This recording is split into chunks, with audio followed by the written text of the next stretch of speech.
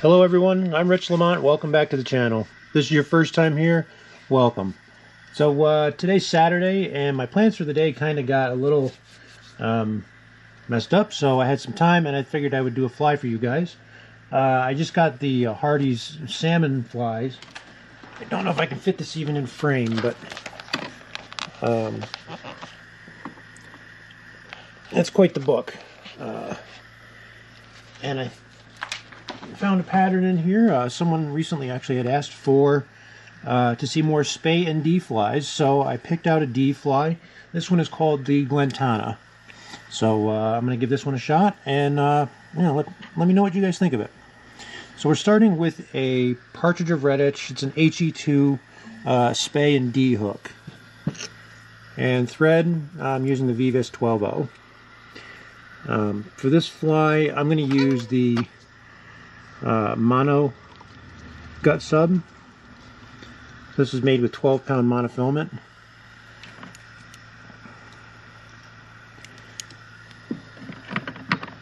And we don't need to build up too much of an underbody. This is going to be mostly a seal's fur bodied fly, so we don't need too much of an underbody on it. And we don't really have to worry about the smoothness of the underbody. One of the reasons that I'm using the monofilament, because when you make your monofilament, when you twist it, monofilament doesn't have much give to it. It doesn't really sink in when you tie on it. Gut does, and horsehair, you can kind of get that to mold to the hook as well, but the monofilament doesn't really do a very good job of that. So with floss body flies, it's not really something that's all that great to use. However, with these, either a wool body fly or any kind of a dubbed body fly, I think that using your monofilament gut isn't a bad idea. Even if you've got a partial, if you're doing a regular salmon fly and the front half is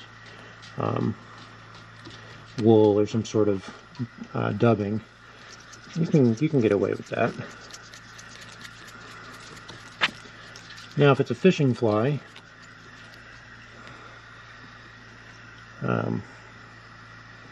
you'd want to get as much gut in there as you possibly can. I imagine you could probably tie this fly also on like a Daiichi 2051 or 2061, one of their spay hooks. That was a consideration, but I wanted this one to be really long, and I'll probably wind up framing this one at some point. Possibly, maybe make it a giveaway or something in the future. I don't know, not sure.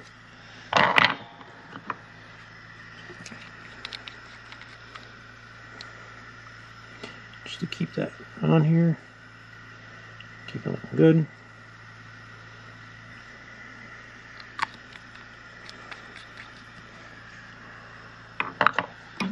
Okay, so the pattern in this calls for a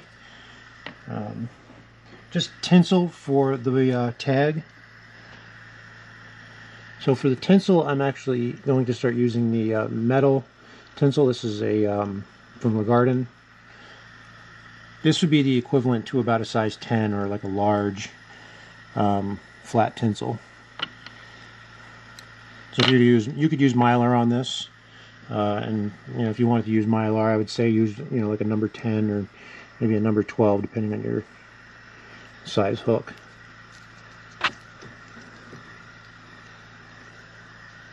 Poor choice of bobbin once again. This is my midge bobbin, so it's a bit short.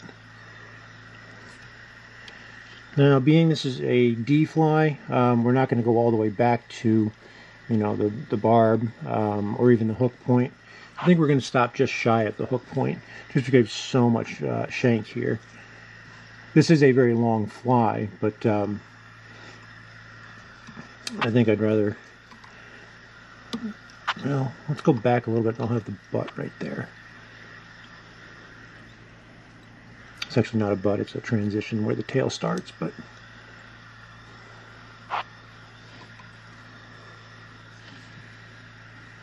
I don't want to quite catch the point of the hook.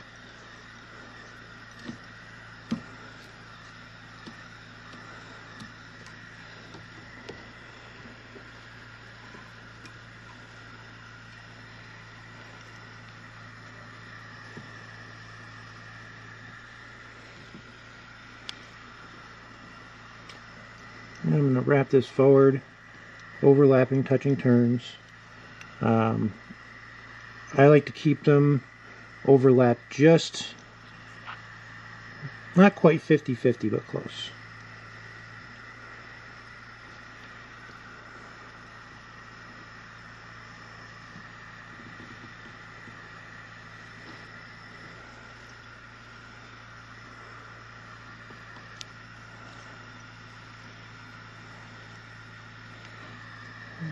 So we can get one more turn.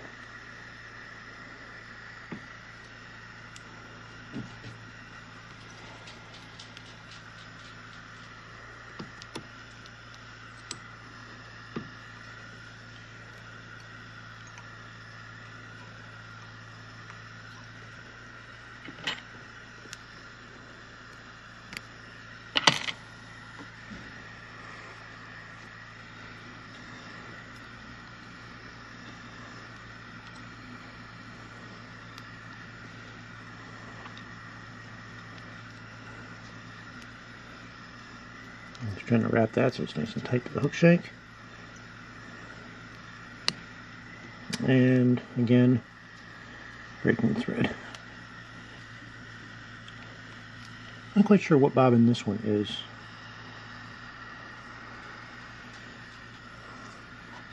I think I just picked this one up at a fly shop up in Pulaski.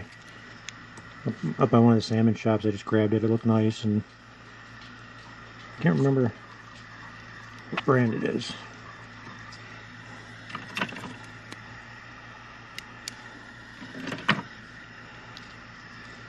Okay, so let's try this again. Alright, the tail for this is the breast feather from a golden pheasant. So I've selected one. Make sure it's got some nice, that nothing's broken on it. And I did measure up some of the hackles, some of the feathers, and I felt that this one was a little bit too short. So if I tie this one in around the very end of the stem right here, you can see that it barely makes it past the bend of the hook. I really wanted these to stick out a little bit farther from the bend of the hook. So as you can see, if we tie this one in, those ones will stick out rather far.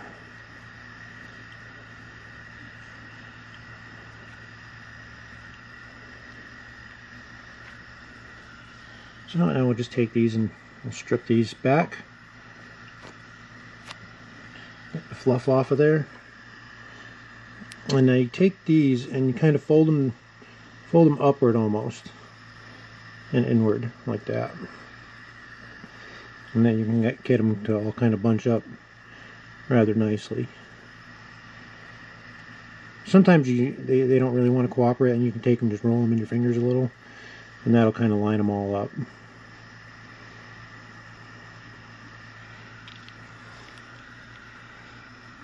I'm going to do a loose wrap and then a tight one.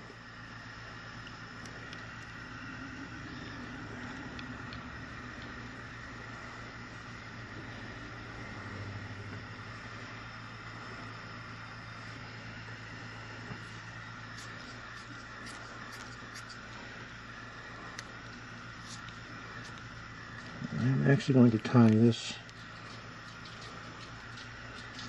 a good part of the way up. And right where it gets this real thick, we'll just clip that off.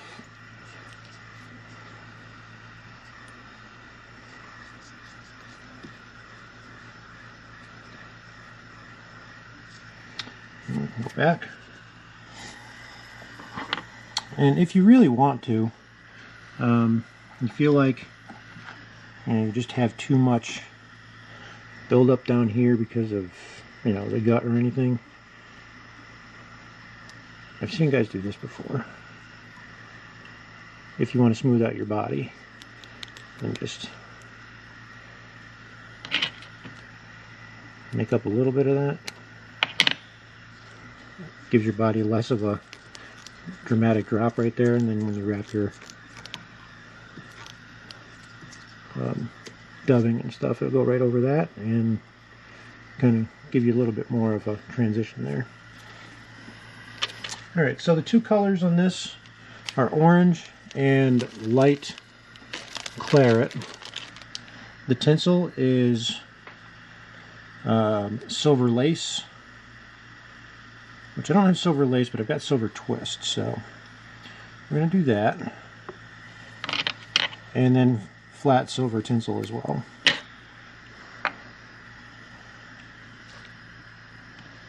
But in place of the flat silver, I'm going to do a silver embossed instead, just because. Let me see. No, I'm not. I don't believe that that's thick enough for this size of a fly.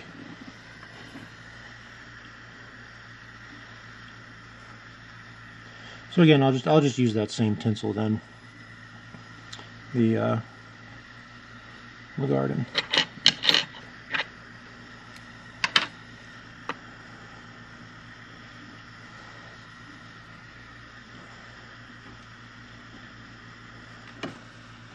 So we'll tie this in on the far side, quartering away.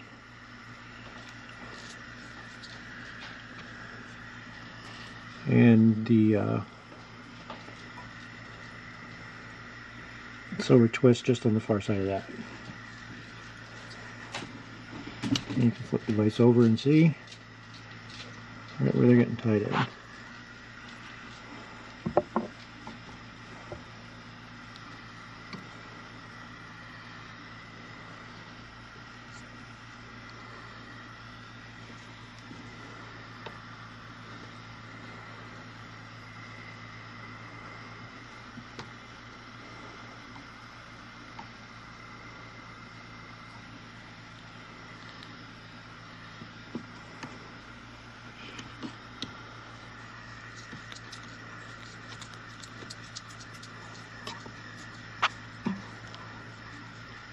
You'll see me holding the hook a bit more in this video. One thing about these HE2 hooks is they are a rather thin wire, so the hook does tend to bend a bit more.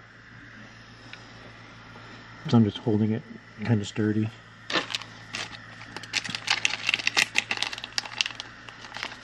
So the seal's fur I'm using Jungle Cock Orange. It's just a little bit brighter. It's actually the lightest orange I've got, so I'm going to be using that.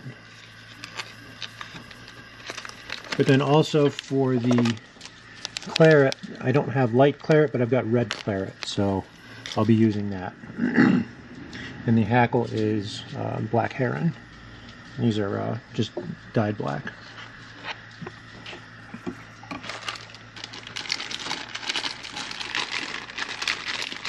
Now for waxes, this is something I'm going to cover shortly here.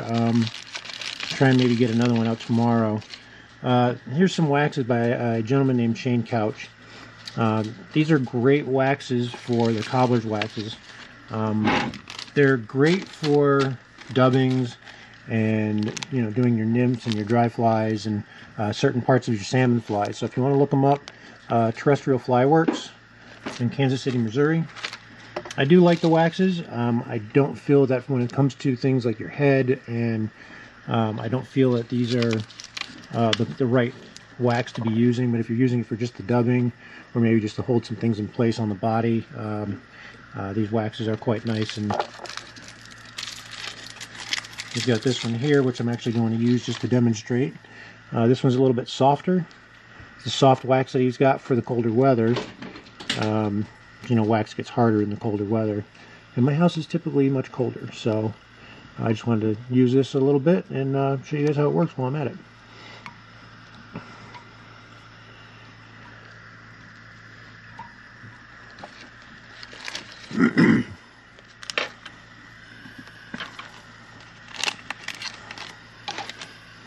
I know usually seal's fur you don't use a dubbing wax. You just twist it onto the thread. So this is kind of more of a just to show how well it works, and that you could use it if you have trouble with, oh shoot.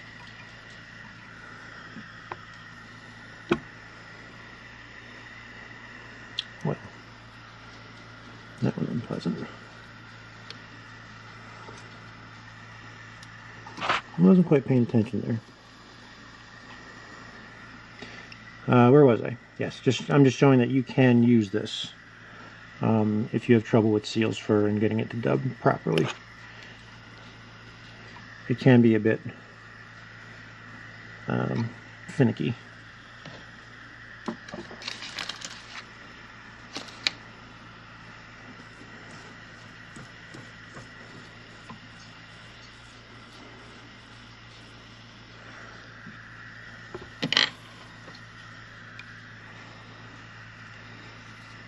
Thing about seal's fur, when you're dubbing it, you want to be able to slide it up and down the line, and using wax, you can't adjust where it is on the thread. But it does work. With the wax, does work well. So here I am dubbing without any wax now. Now you can see I'm just going in the one same direction.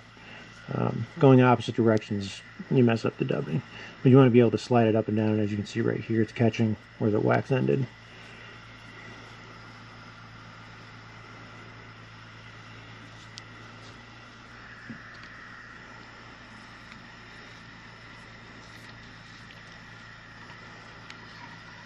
So you want to do about 1/3 of the body in the orange.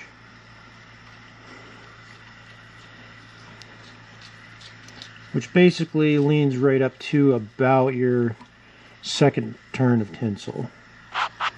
So if you want to,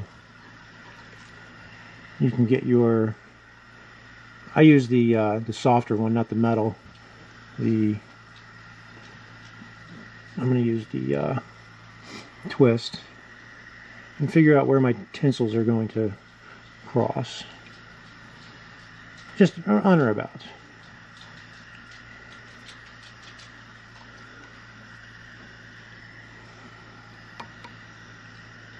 Three,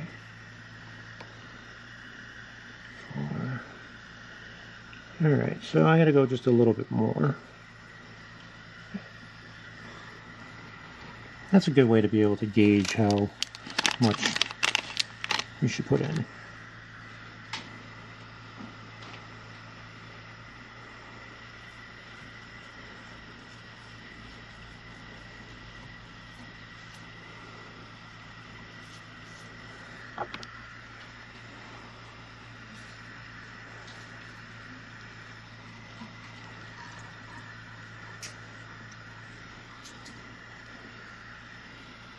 I think I'm comfortable with that being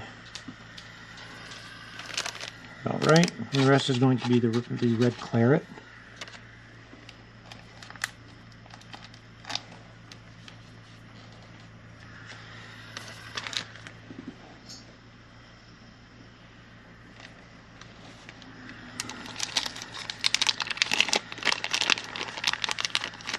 Now the hackle, we're going to tie that in a little bit farther up on the fly, only because the feather itself is not very long. So if you actually look at the heron feather, the fibers may be long, but the rachis, the stem in the middle, is not. So it likely wouldn't make three full turns with an extra turn at the end, which I'd like to have. And I might actually add a second feather and double this. You know what? I'm going to do that. I'm going to add one more. I'll double that and just make it a little thicker. So we'll get these ready. So as we're going, we can get these tied in.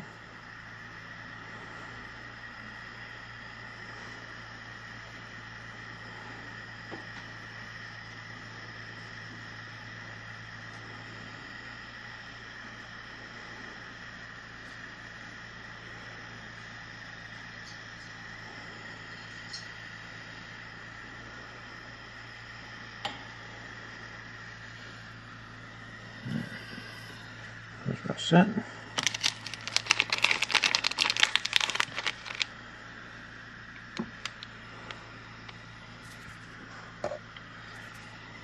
When dubbing, I find that just a little bit of saliva on your fingers gives your fingers that just that tackiness, enough to get that on there.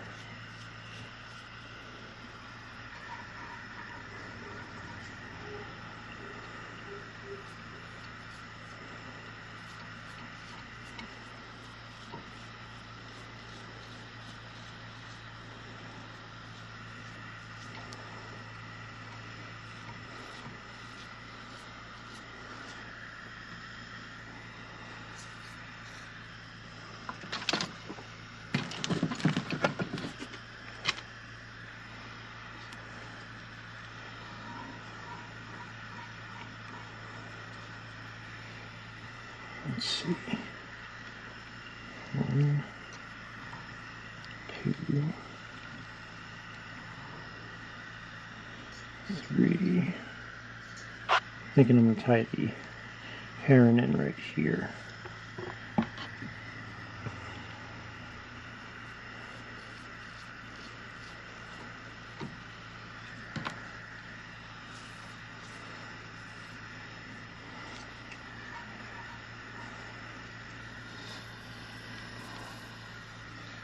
Alright, so we've got the heron.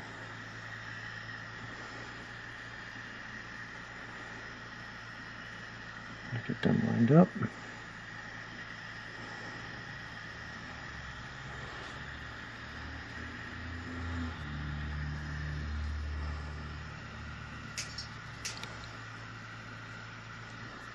I'm tying these in right on the top, so that way when the third wrap of tinsel comes around, it'll pick these up and these will follow right along that wrap of tinsel.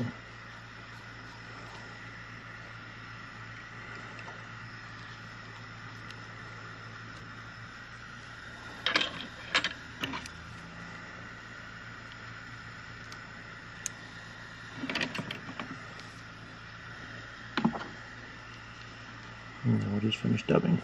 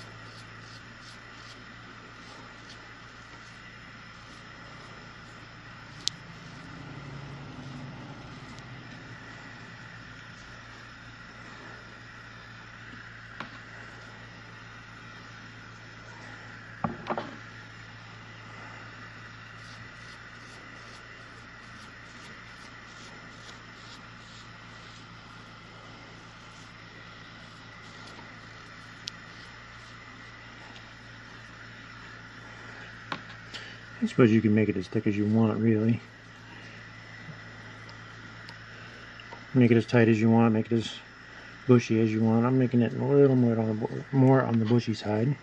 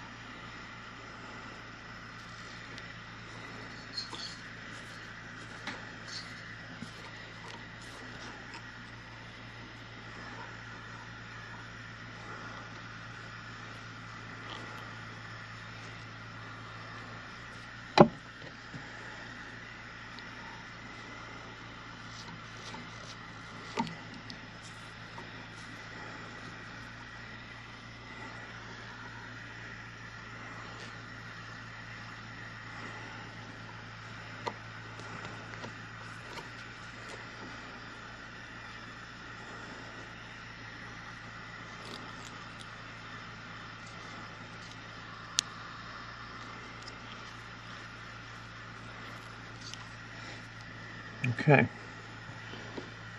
So now, hopefully this tinsel doesn't look too awful bad since I bang it up. No, that does look kind of bad, doesn't it?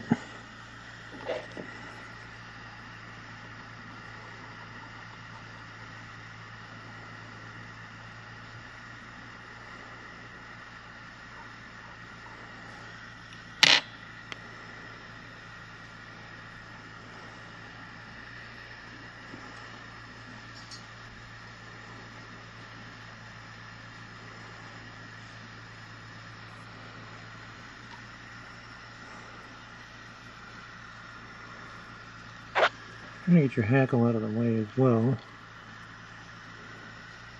Kind of defeats the purpose doing it that way if you're going to use the rotary function though.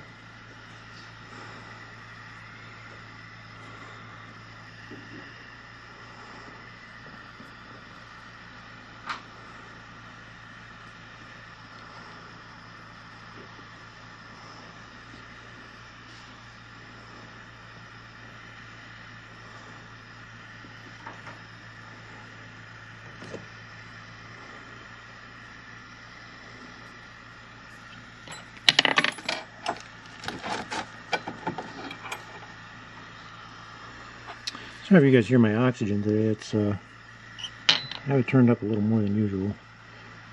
You know, it's probably really howling.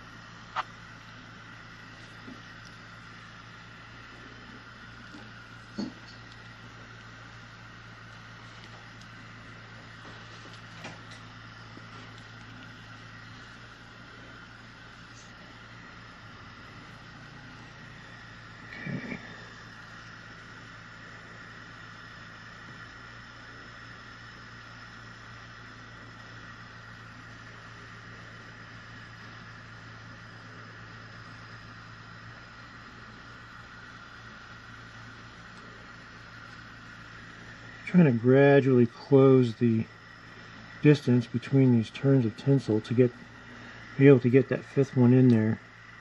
Now that we've got that extra turn of the hackle, but we'll see how that turns out.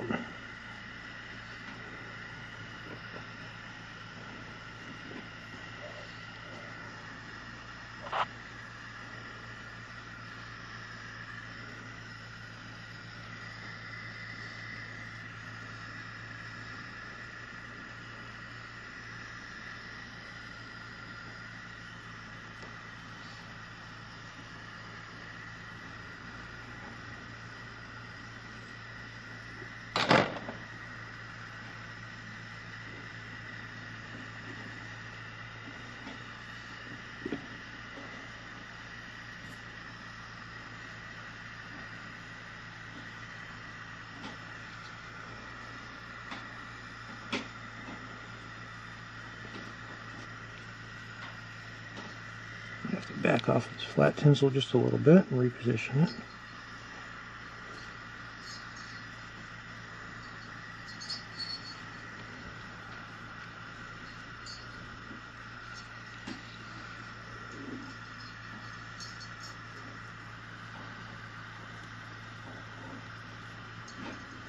There we go.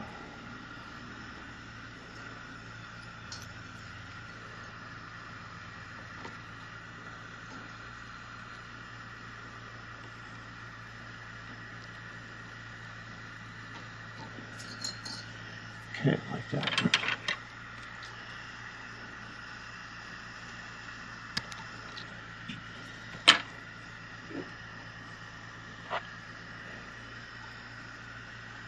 Alright, now, I've never tied this pattern before, but everything that I've seen and read, it looks like they all wrap the same direction as the tinsel. So I'm just going to go with that.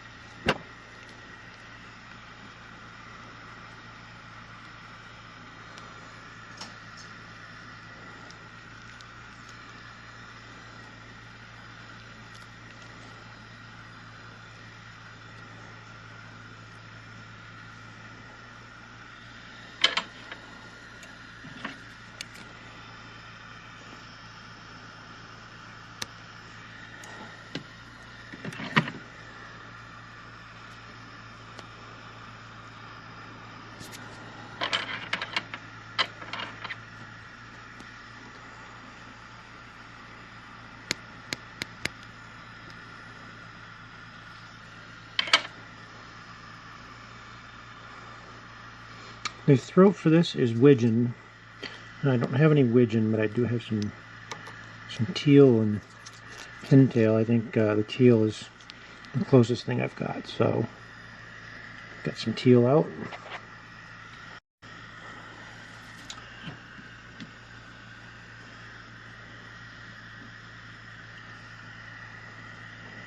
Again, just like the others, we'll take the teal and get rid of this fuzz that's here, down here at the base. Don't need that.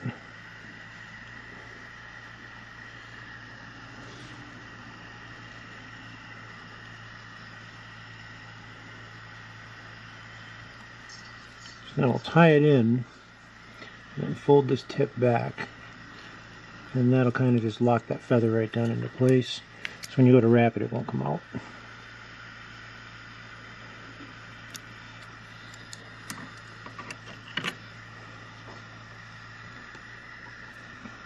Alright, now as you wrap,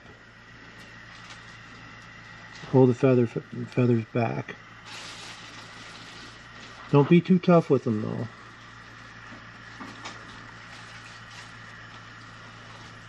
Try to keep these cupped facing back as you're doing it. Don't let it twist one way or another.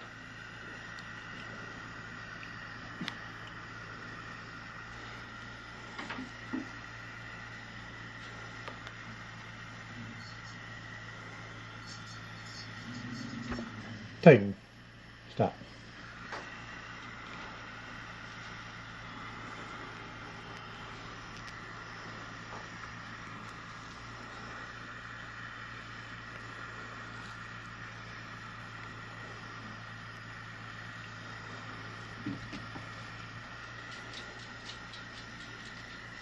These kinds of throats can be quite difficult for folks to get the hang of, including myself though. I think I'm going to leave it at that right there.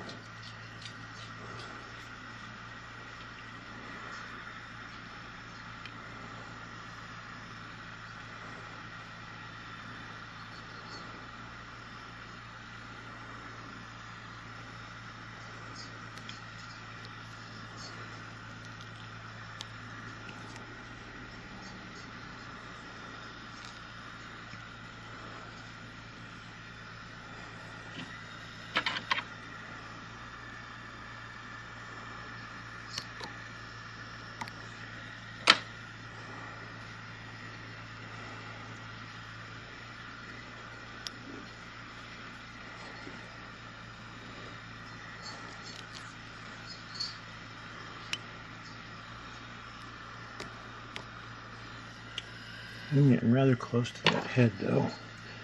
The tip of the... Very close to the tip of that.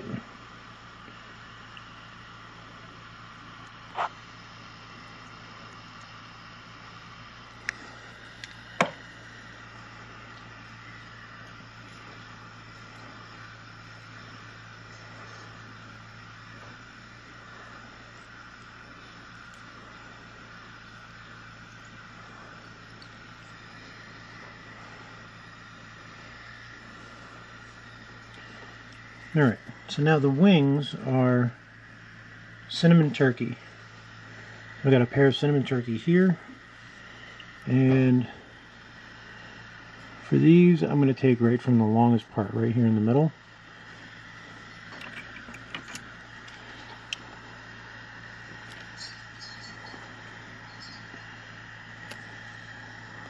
It says to have the light tips, but I don't have quite the light tips that it's looking for, so it's going to wind up with these kind of spotted tips.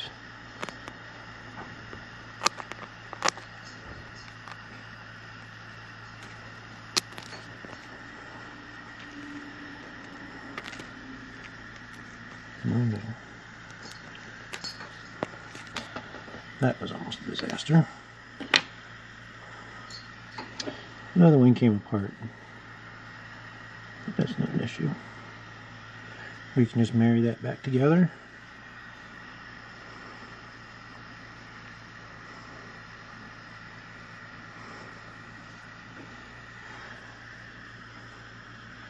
And then we'll get one for the other side.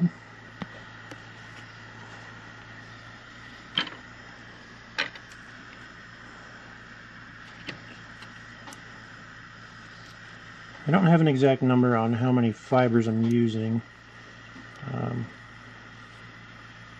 I just kind of guessed on that and just took a chunk.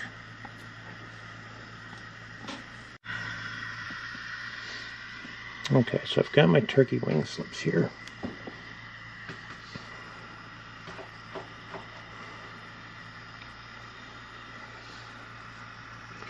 And we're going to do, so the tips with the longest facing the inside and the shortest facing the outside.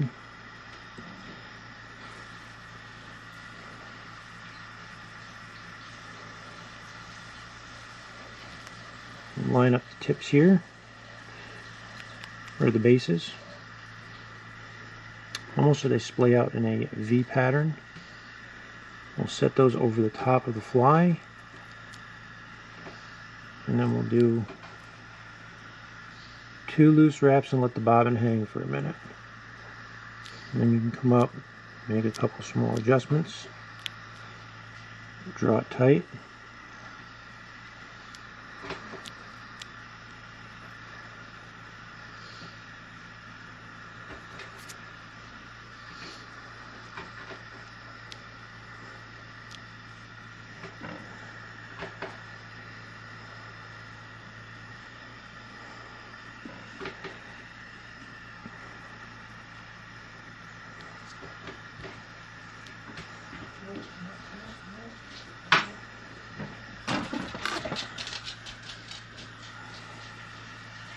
And then we can clean up here by the head.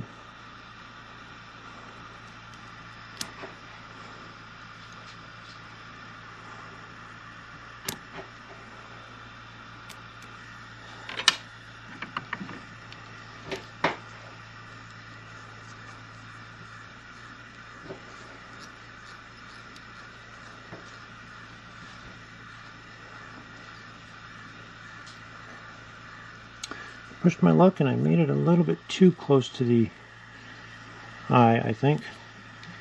I'm not a fan of that micro head. Some of you guys out there might like it. I don't know if I do.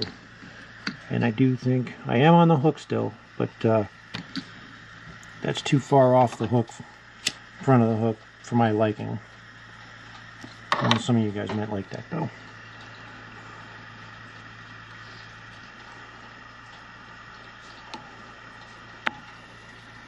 Let me know in the comment section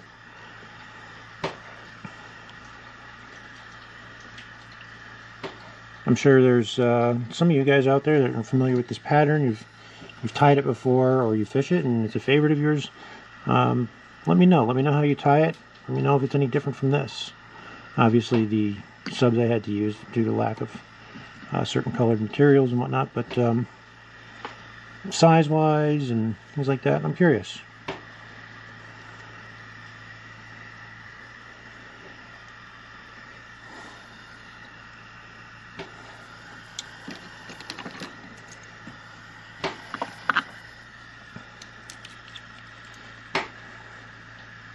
Do a small coat of some Sally Hansen's. Put a little bit on the thread as well. And then we'll just do a whip finish.